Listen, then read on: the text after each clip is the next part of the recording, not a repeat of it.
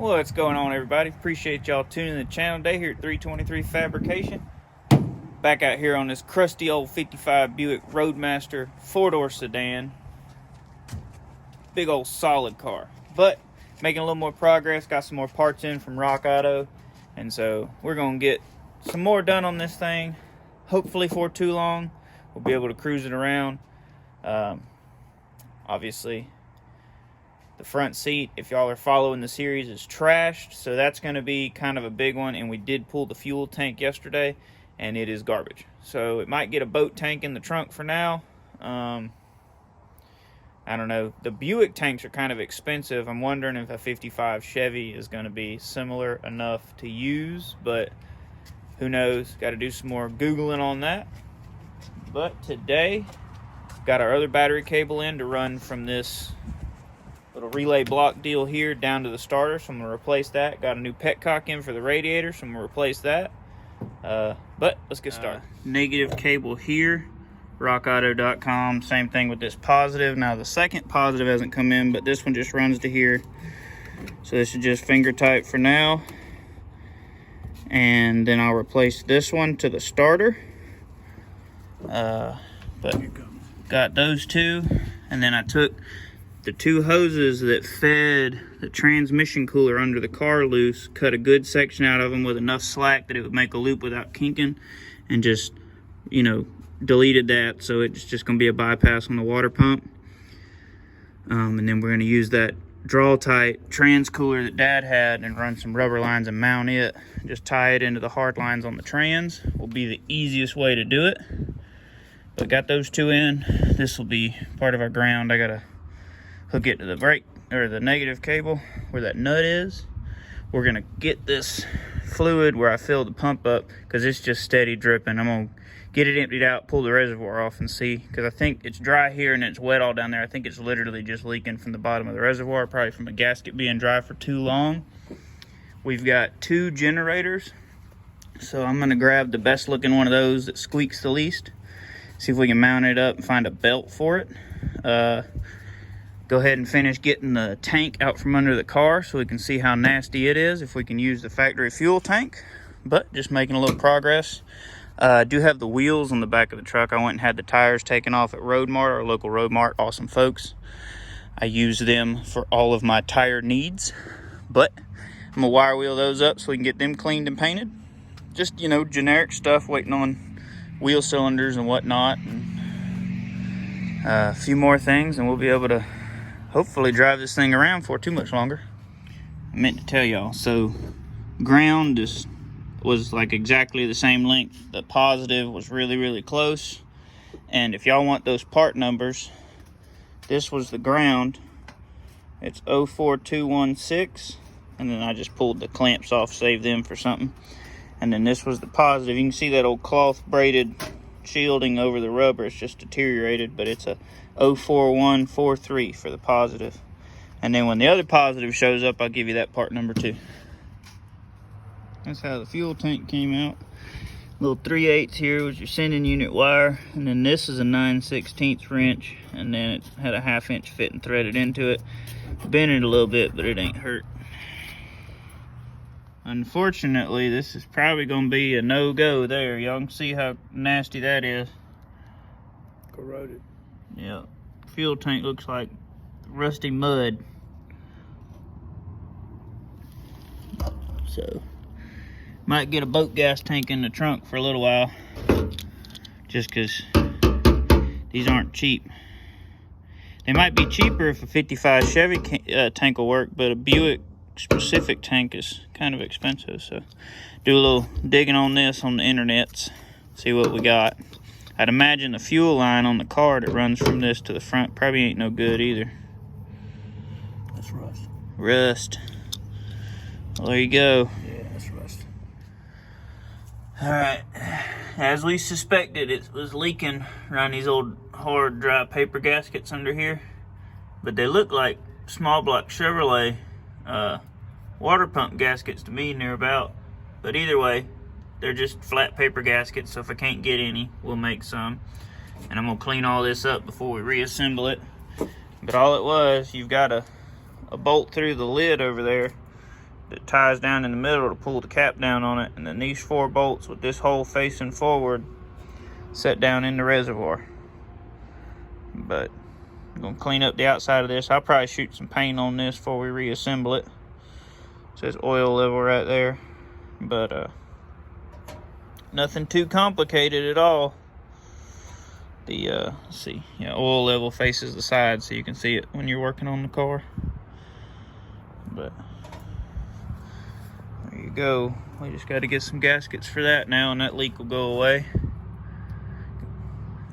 There you go, guys. This is a 32-inch terminated. This thing was like $1.71 on Rock Auto, so they were having clearance on a lot of these. But there you go.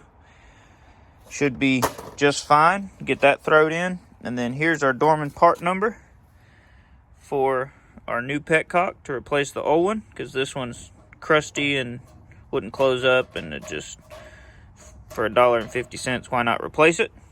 But that being said, there was a lot more water in the radiator than I thought, so I took a bath, but it's all good. It's just a little chilly out. We got a transmission pan gasket in, so I'm gonna pull the trans pan. We already drained the fluid. I drained the gas back out of the motor. We filled the motor, put, I don't know, 3 quarts of gas in it and let it set, you know, poured some down each valve cover to try and rinse some of the gunk out of the motor. The top of the heads were super clean, but I figured the pan had some nastiness in it. And judging by the color of gas that came out of it, it definitely did.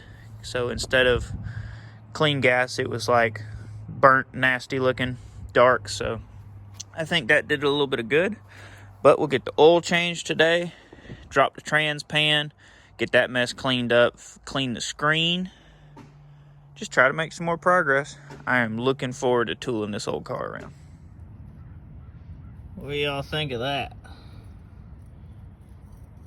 That's nasty. This is the old filter canister. It's nasty. Should have cleaned it already. I could have painted it, and I still might paint it. Just not put the filter back in it today. But man, that sludge coming out of that canister is nasty.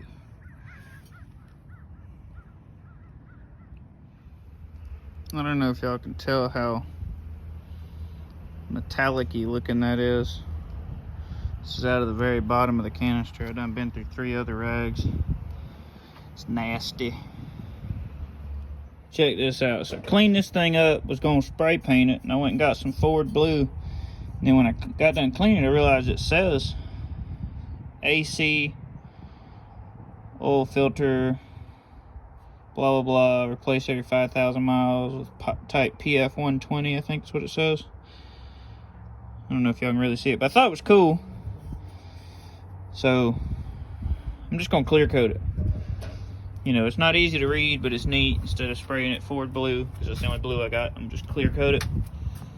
Kind of match the car. All right, got the pan pulled on the transmission. Trying to look, see, it's got some sludgy stuff in it. It's kind of nasty. It's got a magnet in there. I took the clamp loose at the top of the dipstick tube and pulled the dipstick out. I didn't realize there was a connection there, but I think the way I did it was probably the easiest anyway. So there's supposed to be some kind of screen deal you take out and clean, if I understand what I was reading right, but that might be in one of these 2 drop down tube things. I'm not really sure. So I'm gonna do some more reading on it. I don't really want to take the valve body apart, but I am gonna pull this pan out, clean it, paint it, and hey, there's that other washer. There we go. Got it out in the light where y'all can see it. The transmission's got nastiness in it, like it blew chunks everywhere. I'm guessing maybe that's the screen and it come off of something inside. I don't know. I finally got a replacement gasket in from Rock Auto for this, which we're gonna need because there's a piece of gasket. But I'm gonna clean this out and see what we're working with. Yeah, it's nasty. This is the screen. Looks like it's probably had water in it. We'll get it all cleaned up. Hopefully it'll be right. It seems to shift, so I mean, I'm not super worried about it.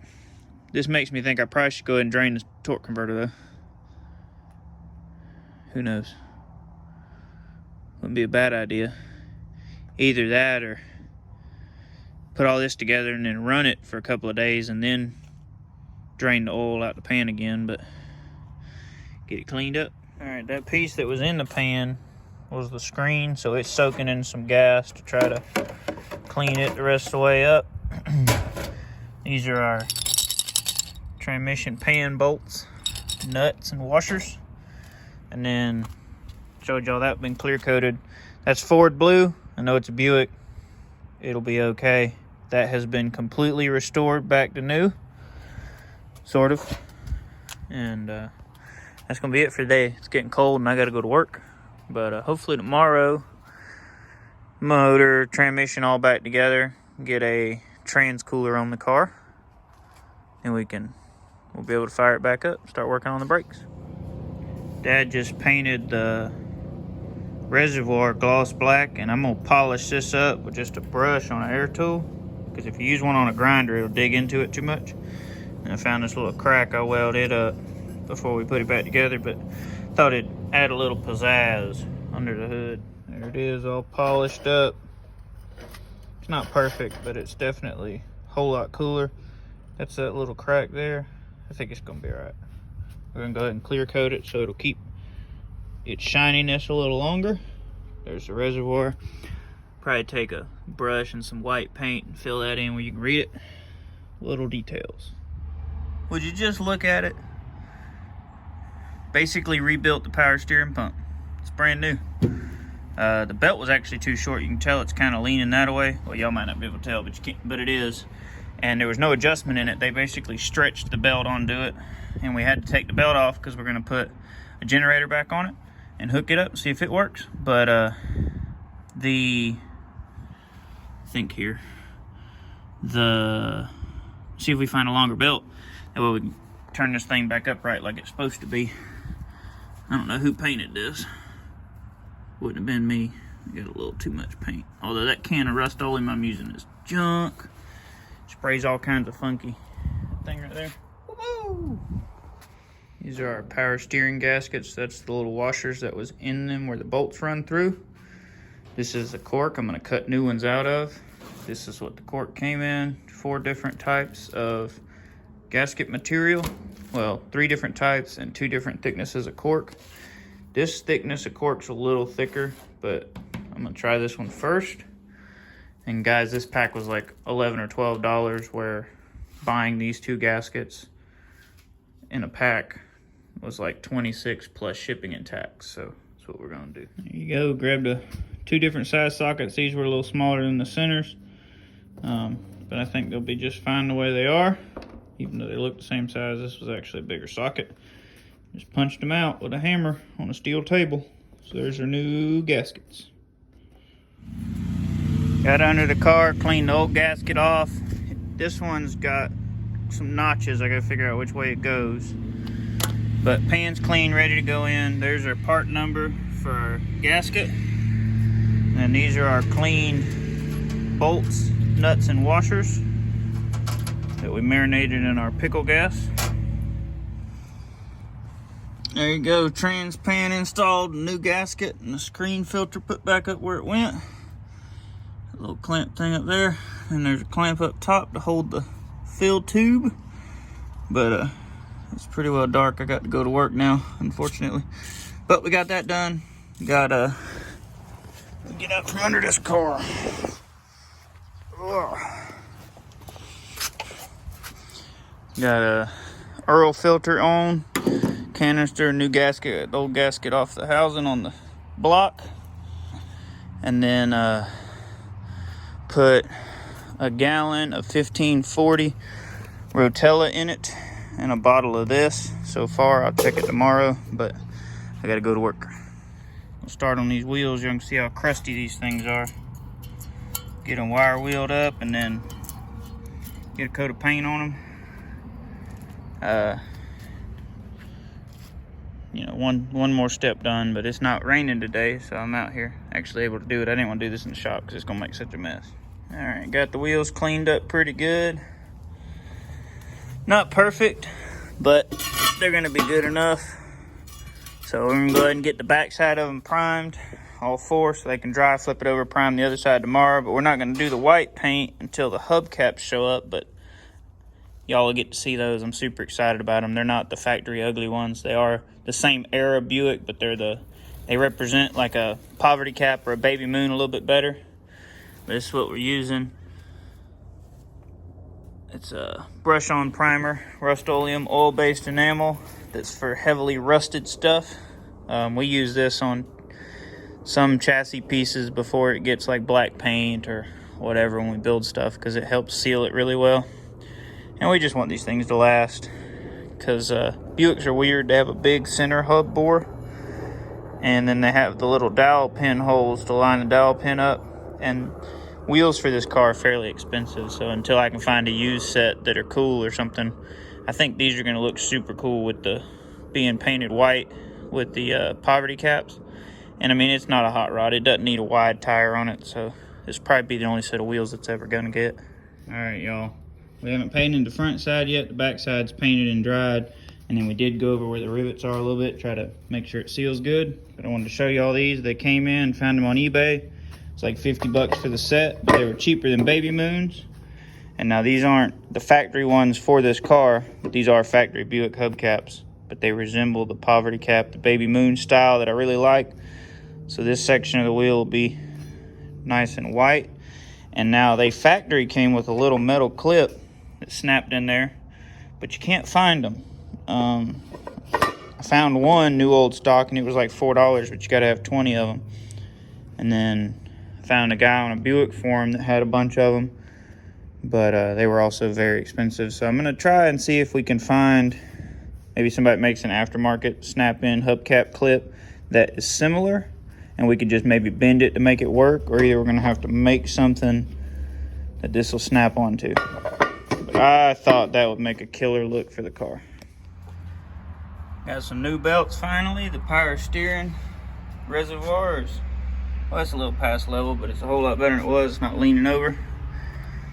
Got the generator on, the better of the two generators with a belt. I'm gonna put some oil in it. It's got two little spots here that you can put oil in. And then here's our numbers for our belts. If anybody wants them, 53, the short one, 75/30 generator. And now it's pulled all the way to the adjuster, so you know, hopefully it doesn't slip or nothing. And then you got a 75/55, and that's our power steering. And it goes, they both go around the crank and water pump pulleys. So there you go. All right, y'all, got our trans cooler installed. This is how it's gonna go. Right here, this is on the driver's side, right below the fan for the heater cord that's above it, but it's not touching anything. It might be hard to tell, but it's fully floating. It's zip tied with some really good thick zip ties. And I just ran the tubing to the two hard lines off the trans. Went with the clear so I could see and make sure it's working. That is hydraulic tubing, so it's fine. We're gonna fill the trans up, and if it doesn't work good enough here, then I'll move it to the front of the car and take the hard lines off the trans, cut about that much off of them right at the trans, flare them, and then run longer lines and put this in front of the radiator. But hopefully this will be sufficient. It's definitely going to be better than the factory one because you're not using 200-degree coolant to cool the trans. So there you go. But it's solid. It doesn't really move. Should be fine, hopefully. Get it filled up, maybe fire it up, check the fluids. All right, y'all, I put some oil in the two oil spots on the generator. Transmission, I put 4 quarts in it. We need to run it so it fills up the cooler, and then we'll check it in a minute. Filled the power steering pump up, and it just takes what they call type A automatic transmission fluid. But Dex Merc, you're just generic is kind of the closest thing you can get to that now. We filled our little gas can up, a little pickle jar full of gas, and now we're finna put some water in the car. Fire it up. Got gas in the carbonator. I don't know.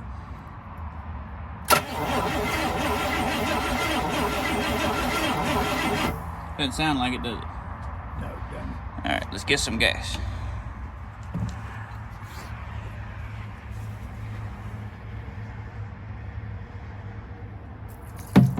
Woo! Some in it now. Yeah.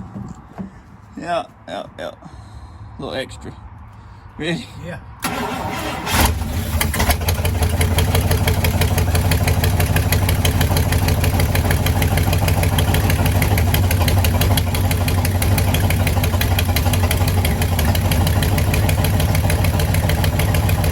Oh, we didn't put the new plugs in it yet.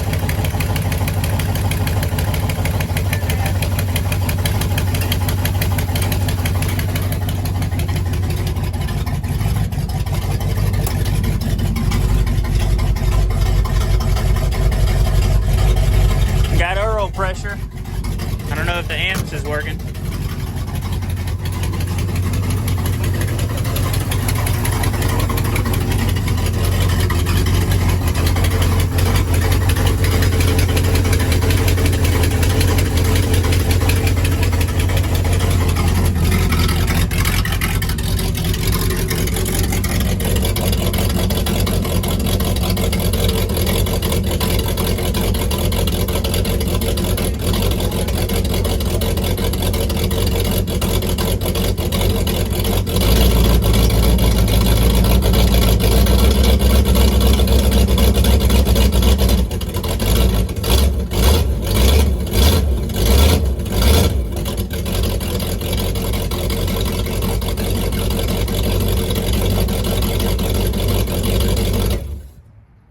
We're gonna see if we got transmission fluid in our cooler lines real quick. Oh, look at that. Look at it. Just look at it. Looks like IVs with old blued in them. Don't like me no needles. So, trans cooler's at least getting trans fluid, so that's good on both ends. Ugh. But I forgot about it. We didn't change it. I got a new set of plugs for the car. We didn't change them, so probably gonna go ahead and do that. Do it some good. But fires right up my idles. You got any more water in it? At the top, the water off. But the generator's not making any noise. I'm gonna get a multimeter, and next time we fire it up, I'll check at the battery and see if it's charging. Hopefully it is. But that's exciting. These are AC Delco R43S. Got these off Rock Auto. They were like $1.50 a piece, which is way cheaper than the parts house. And we gapped them. Just cool old Autolite Bendix plug gapper. Gapped them 35 thousandths. Put a little anti-seize on the threads just because it makes life easier down the road. Changing 2 at a time so we don't mix up the wires, but y'all see how black them things are. There's a good chance the carb's gonna need some adjusting, but the idea is just to get it running right now. I'm hunting the intake, but man, this old Buick stuff, this early nailhead stuff's really hard to find. I'd like to find a aluminum 4150 flanged intake manifold and just put a little 600 Holley on it. We got a bunch of those. Just rebuild one, put it on there. I'm a big Holley fan. Holley style carburetors are so much easier to tune and deal with to me. And it turns out, so I've been calling this a Rochester, and it's not. It's a Carter. And I did not realize that. Now, I told you it was a Rochester. Yeah. But it's a Carter. Yep. Dad was reading we got a copy of a factory service manual, which has been a bunch of help with this car. Honestly, I wouldn't have figured out the fact that we needed a ground on the distributor to get fire had it not been for the manual. But it turns out that is a Carter. So, that being said, we're going to get a set of plugs in this dude, fire it back up.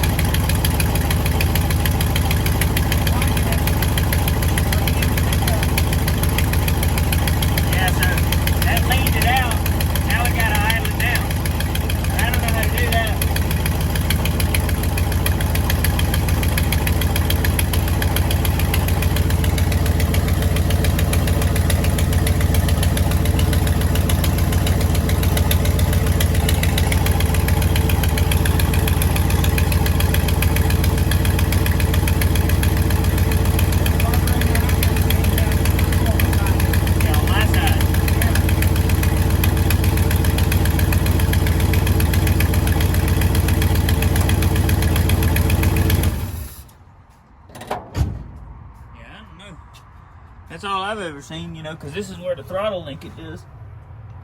Let's see, is that a center screw?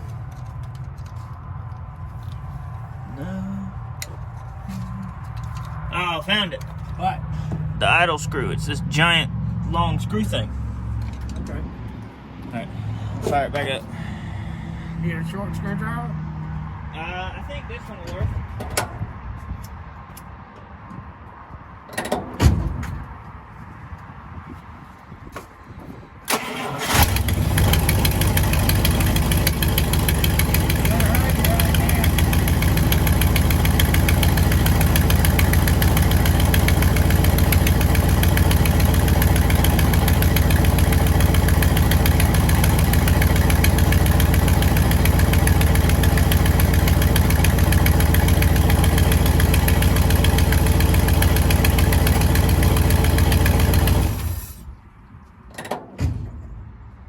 Look at your gas situation. Might have to put some more in it.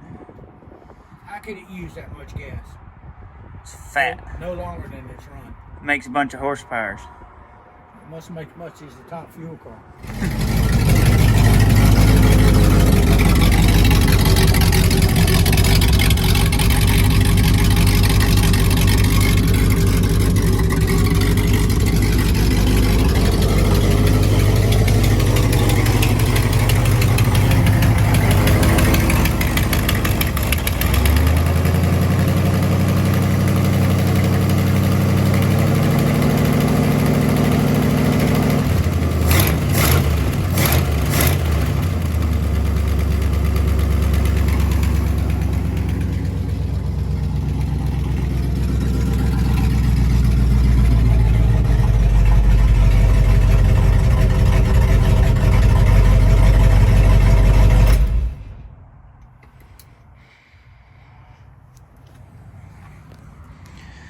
It runs pretty good.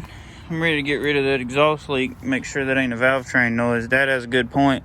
When you bring the RPMs up, it kind of clears up and goes away, so we might have a valve train issue. It's definitely on this side, but there's a hole in the exhaust right down there about that big. And it could be that when you pick the RPMs up, it scavenged past it a lot better, so you don't hear it. But I don't know. It's got a good bit of blow by, but you know, sounds good. Runs better. I think the plugs helped. Alrighty.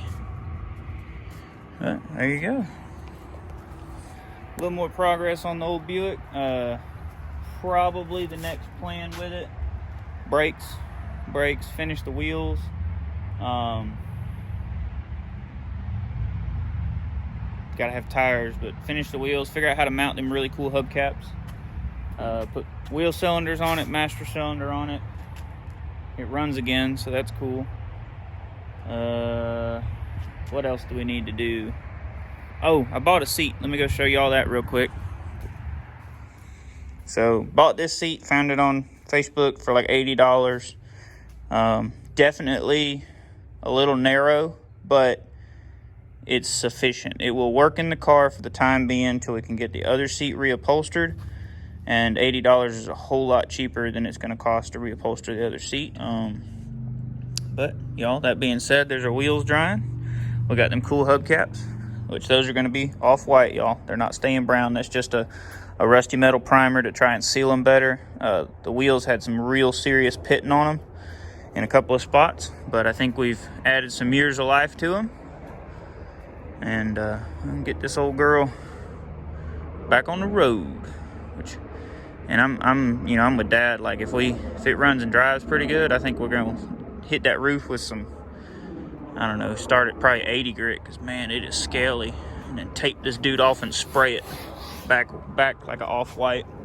Kind of match the wheels. 409 steel wool the whole car and do some Poppy's patina on it. Pretty excited. It's gonna be cool. So, that being said, y'all have a good one. Be blessed.